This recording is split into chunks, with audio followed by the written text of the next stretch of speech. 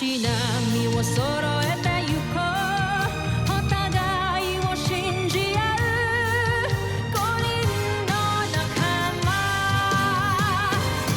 るでスパイクに預けた命飛ぶぜ宇宙の果てまでもみんなの笑顔も持ち帰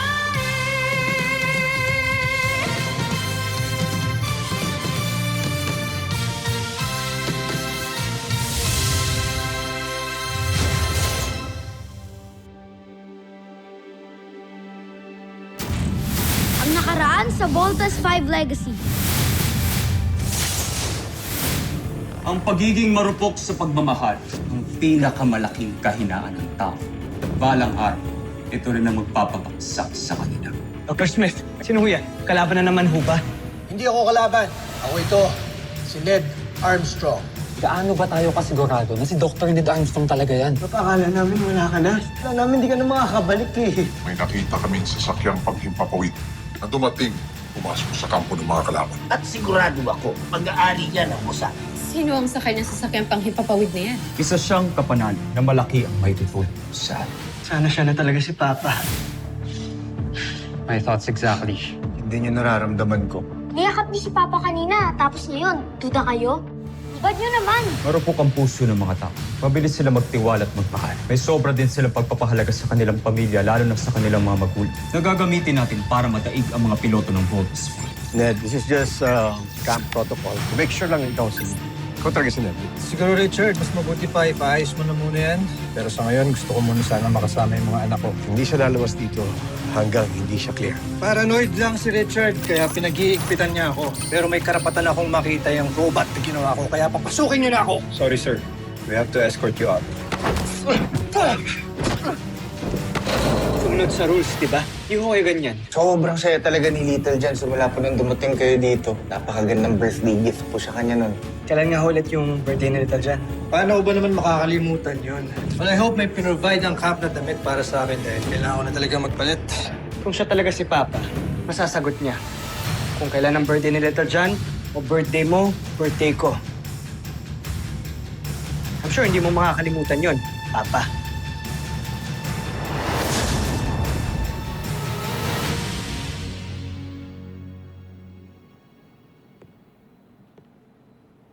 Ano ba ito, Steve?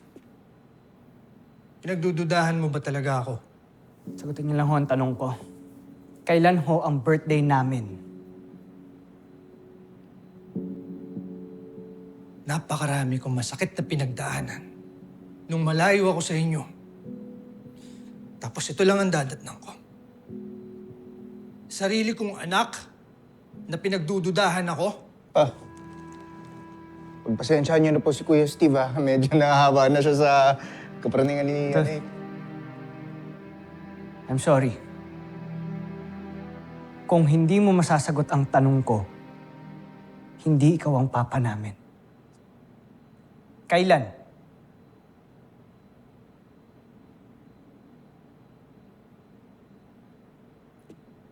Security! September 10, 2012.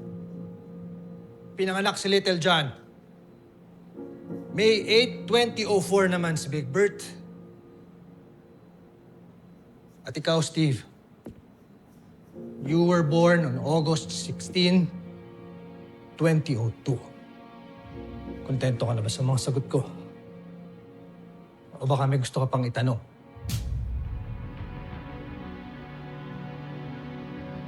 Sabi ko sa'yo, si Papa to eh.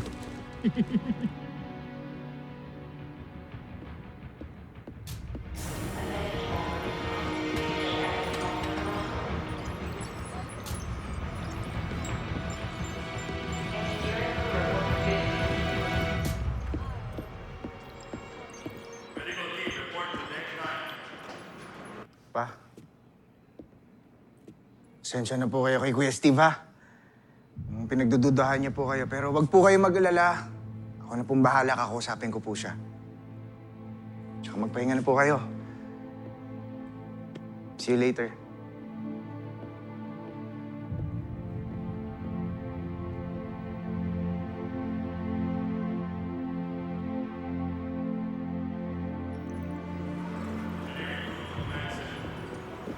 Yeah. Lieutenant Armstrong. Ano bang problema mo? Bakit bigla kang nawala? Tsaka bakit mo binastos si Papa? Ano? Naniniwala ka na sa kanya? Di ba nasagot niya yung tanong mo? Alam niya yung birthday mo. Birthday nating lahat at ibang detalye. Hindi sapat yun para maniwala tayo, Big Bird. 2 beses na tayong pinasok ng mga businyan dito, ah. Gagawin nilang lahat para maloko tayo. Bakit mambilis po kasing mauto? Pero ano pa bang kailangan niyang gawin para patunayan sa atin yung totoo? Pag tinitignan ko siya si Papa. Ramdam naming dalawa ni Little John, pero ikaw, ang tigas mo. Palibas, simula na namatay si Mama, you never allowed yourself to love again. Oo. Para kay Jamie, ngayon kay Papa. Bato ka na.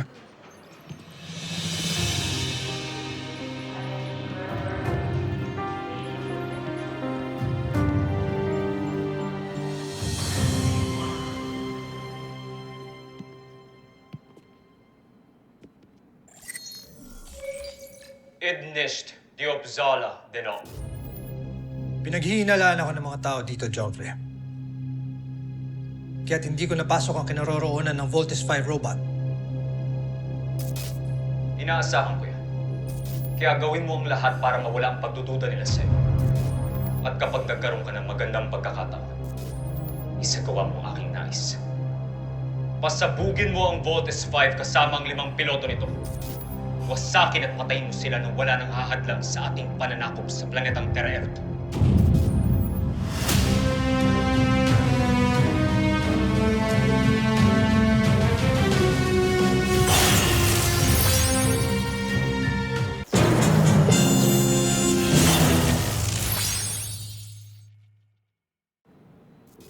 Mas mabilis mong matatapos ang iyong misyon.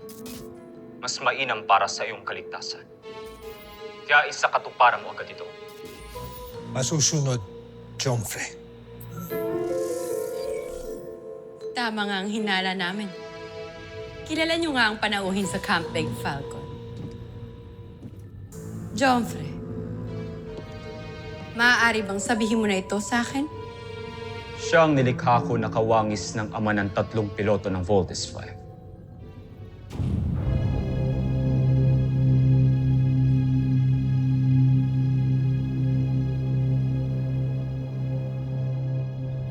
Alam kong si Dr. Ned Armstrong ang magiging susi natin para makapasok muli sa Camp Big Falcon.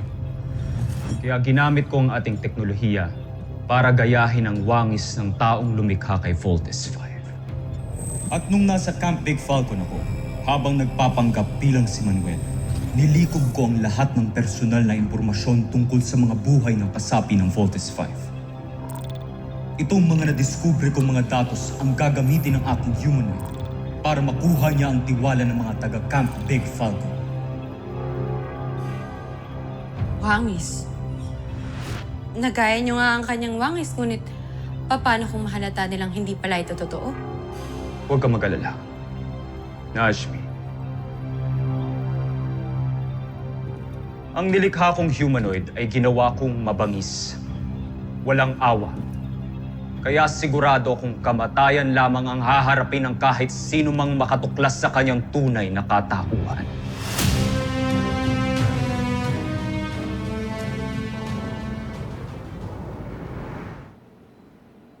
Oh, huwag ka munang didilat, ha?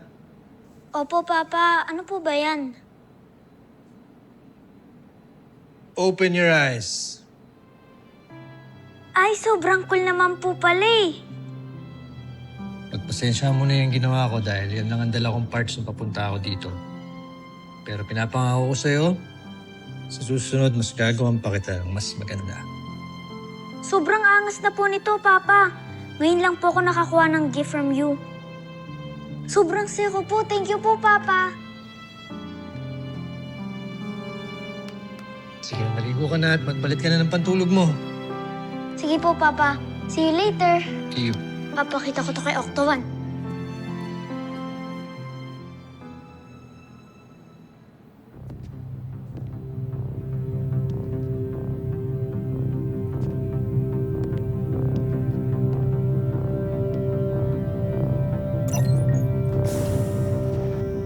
Security, Yes, sir. magpapatulong lang sana ako mag-operate ng computer terminal dito. Madali lang to, sir.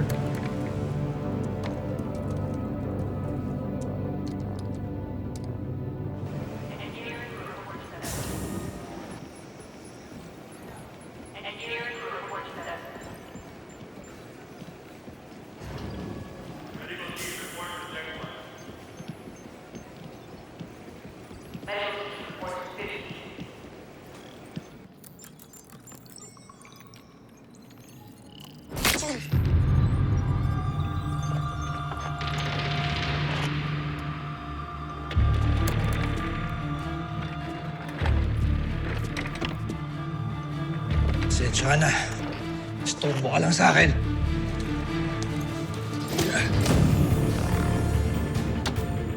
Meron pa akong misyong kailangan tapusin.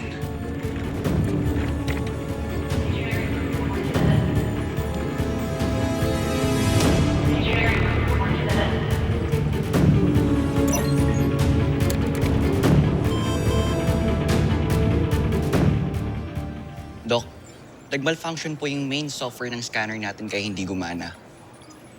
Medyo weird lang kasi lahat naman po ng devices natin ay well-maintained.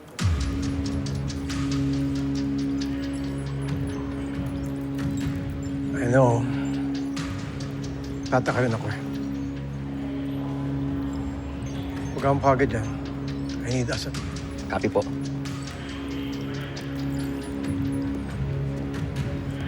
Komiso.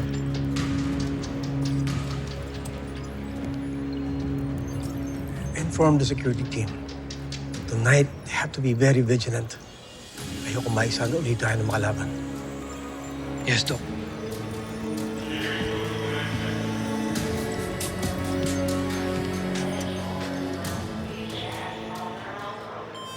Sino yan? Papa, si Steve po to.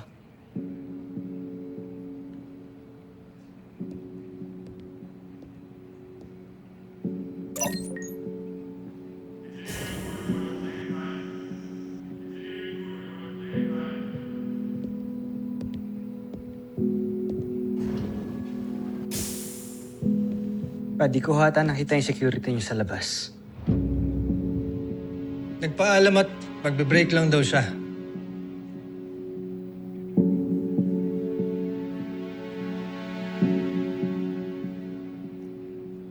Gusto ko lang pong humingi ng pasensya sa ginagawa ko sa inyo kanina. Kung nabastos ko po kayo. Di lang ako siguro sanay na nandiyan ka na ulit pa. All these years ba naman, nakala ko wala ka na eh. I'm sorry po. Hindi kita sinisisi na nagdududa ka sa akin. Pero balang araw, papatunayan ko ang sarili ko sa'yo.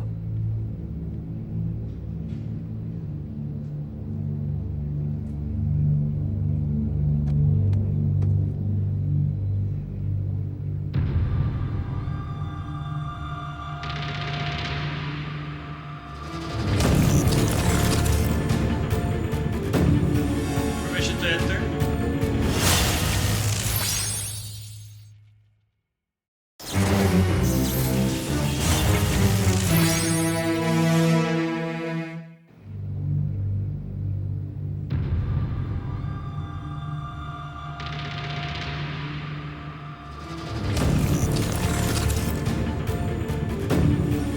Permission to enter? I get it pa.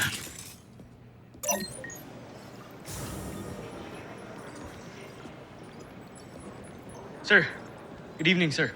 Good evening, Steve. Ned, totoo nga sinasabi ng anak ko. Buhay ka nga.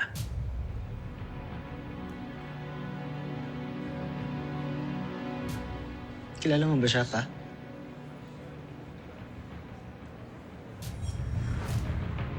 Ako po si Jamie, yung anak po ni General Oscar Robinson po. Jamie. Sina Kuya po, saka po si Ate Jamie at si Kuya Mark, ang napiling pilots ng Voltes Robot.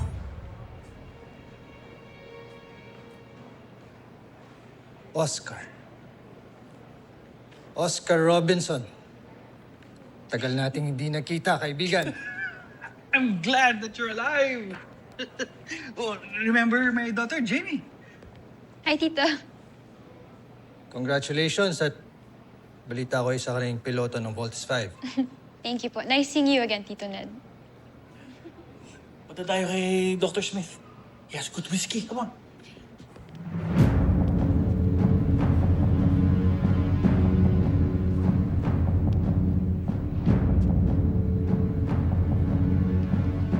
Bakit ganyan yung tingin mo?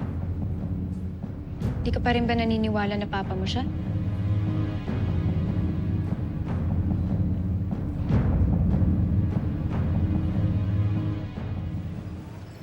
Akala ko pinaprank lang ako ni Jamie. Kamusta ka na, Ned? Kamusta ang mission mo sa Buzan? Bozan? Hindi ba doon ka nagpunta? Ano nangyari? Nakarating ka ba doon? Oscar. Richard! Oh, kanina pa kami nagsimula eh. Shot ka muna. Gusto mo? No, I'm okay. I'm still on duty. Ned, nasaan na ba yung security mo? Pinag-break ko muna at baka matagalan ng inuman namin ni Oscar. Kanina ko pa kasi tinatawagan niya. Hindi ko talaga makontak. Kapag ka dumating siya, pagre-reportin ko agad sa'yo.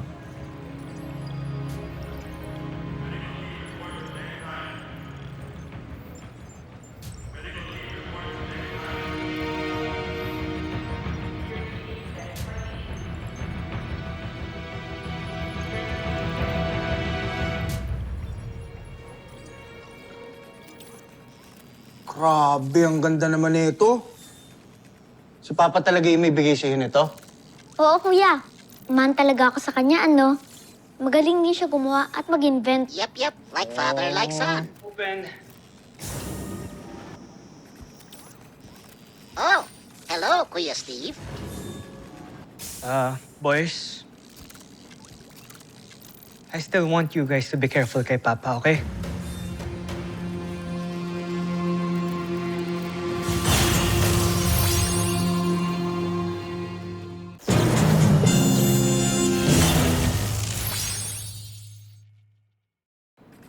Hanggat wala tayong clearance from Dr. Smith, kailangan natin mag-ingat sa kanya.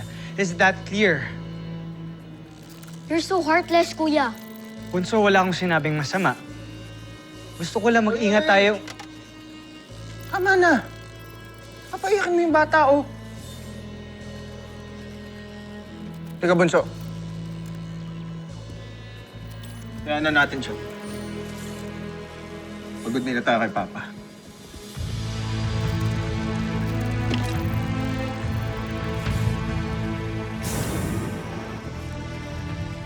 It's all right, Kuya Steve. Lil John's still a baby. Just like Octo One. Kung meron lang akong magagawa para malaman ko yung totoo about kay Papa, gagawin ko eh. Gusto ko lang matanggal yung duda ko sa kanya. Octo One can help you, Kuya Steve. Yung bang may tutulong mo? Oh, Octo One has sensors. I can analyze living and non-living organisms. Octo will observe Dr. Armstrong if you want. Isilbi ka rin pala eh, no? Hindi ko alam. Wow! Okay. Octo One, ganito gagawin mo. Gusto ko mag-sneak in ka sa kwarto ni Papa. Right.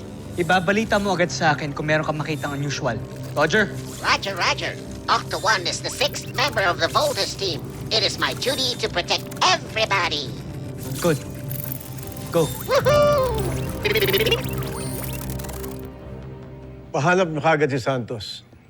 Gusto ko ma-validate yung sinabi ni Dr. Ned Armstrong. Copy that. Let me know ASAP.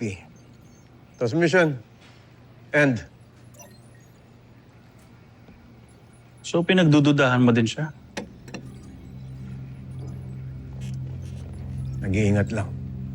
Ayokong maisahan na naman tayo dito sa camp. Ikaw, kamusta naman yung pag-uusap ninyo? Wala ka bang napansin na kakaiba? Wala naman. Except, parang nagulat siya nung kinamusta ko ang mission niya doon sa Bosenia. Wait. Bakit siya magugulat? As if ngayon lang niya nalaman. But I could be wrong. Andali. You're probably right. Call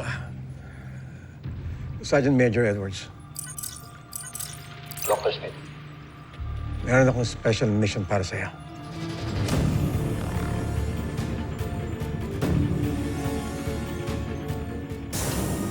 Hey, Steve! Ava, I heard bumalik na daw yung dad mo, ah. yeah. You know what? I hope to meet him someday. It would be an honor. Sige, wala kita minsan. Really? Thank you. Bakit hindi ka napansin? Nandyan ka lang pala sa'kin. Ano, Jamie? Gusto mo maglakad muna sa outer deck? Sige. Tara. Na baka ikaw nang para sa'kin. Kala kaibigan lang, pero So, kailan ko pwede ma-meet si Dr. Ned Armstrong? Kung tomorrow kaya? paano pa What do you think? Sige, sure. ikaw sana ang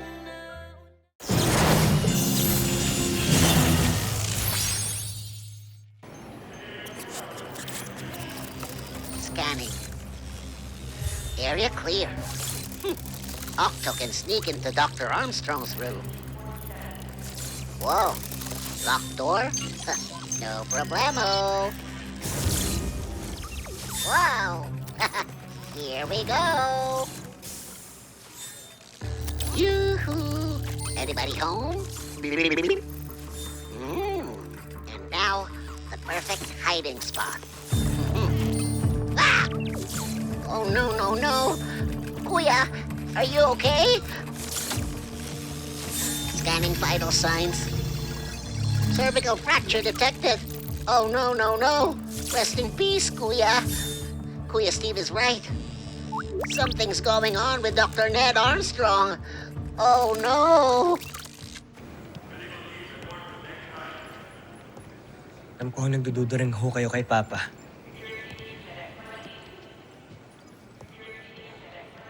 Your father is a friend. Kilala ko siya. At panatag ang loob ko pag magkasama kami. Pero itong Ned na dumating, I really don't know for some reason. I'm not at peace with him.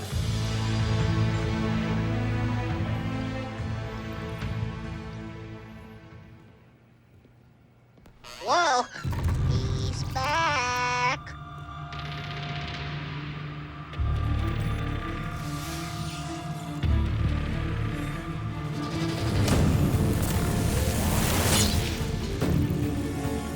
Uh-oh.